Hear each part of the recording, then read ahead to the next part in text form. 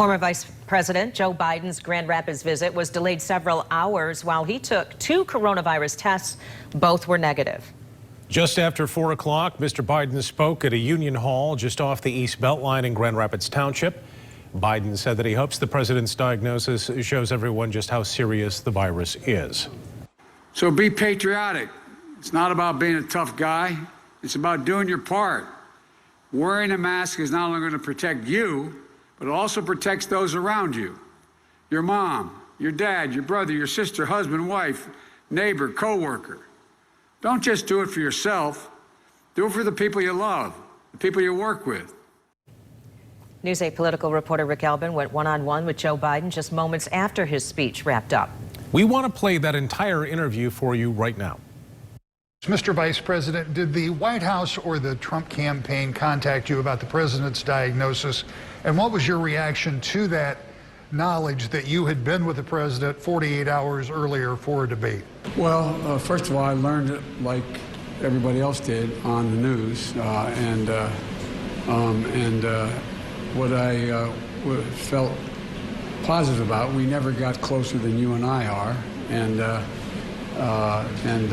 My wife was there, but she had a mask on in the audience. She came up and there wasn't any contact. But we did this morning.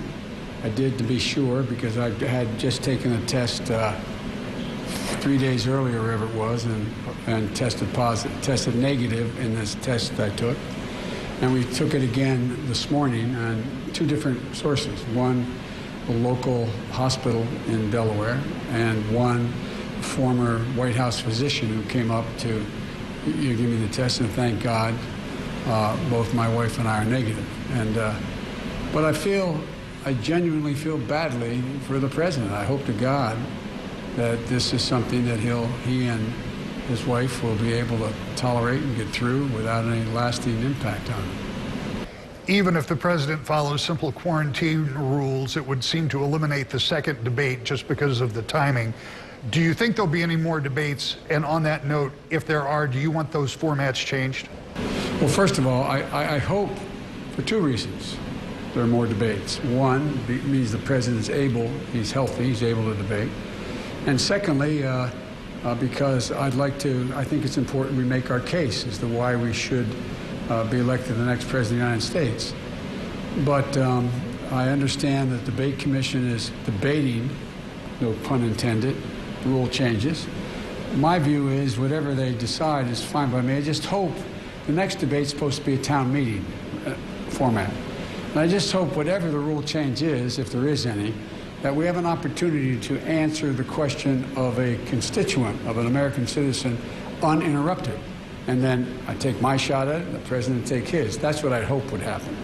Mr. Vice President, thank you. Thank you. And that was Rick Alvin with the former vice president earlier today. Rick joining us now in studio. A remarkable news day, Rick.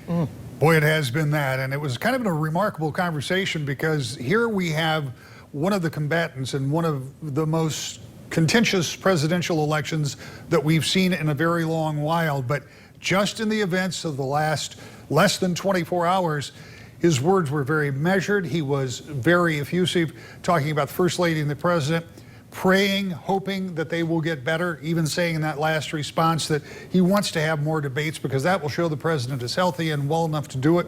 So a very different tone taken for Joe Biden today, taking the seriousness of this diagnosis. And I might point out, that conversation was all within 10 minutes before we knew the president was going to Walter Reed. So perhaps even more serious now as we look at the situation than it was when we had that talk. Campaigning already so different this time around, and now it's changed dramatically. Well, it certainly has for the president, as we saw there in that one piece. He obviously isn't going to be doing those big rallies, at least for a while. And remember, we're 30-odd days in before the election, and people are already voting, as we pointed out a number of times, for early voting. But it's not just the president. Depending on how this plays out, and I'm not going to set up a bunch of different scenarios, but there does come a time when it will impact the Biden campaign as well, particularly if the president is unable, if he remains in the hospital, if for some reason his condition worsens. The style of campaigning for the remaining candidate naturally has to be somewhat tempered. So this could have a big impact on this election. But right now, standing here tonight, a few minutes past 7 o'clock, we don't know what that impact will be. So many variables, that's for certain. Rick, Alvin, thank you for that. You bet.